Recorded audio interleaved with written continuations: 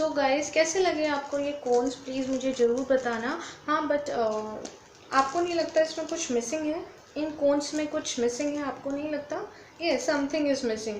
आप ऐसे भी यूज़ कर सकते हैं इसे, but I think there should be something. what is that? Let me tell you.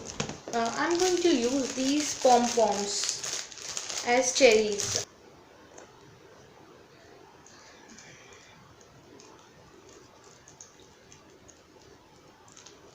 I'm going to use these pom-poms. Yes, and here, like, one is pink, one is purple, and another one is yellow. Like that. These ice cream cones are ready to eat. Yes. No, I'm just kidding.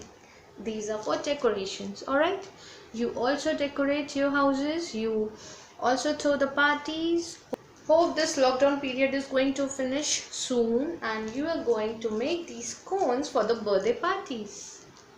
So guys, it's time to wrap up the video and I'll meet you in another video with some more interesting ideas. Till then, bye bye, take care.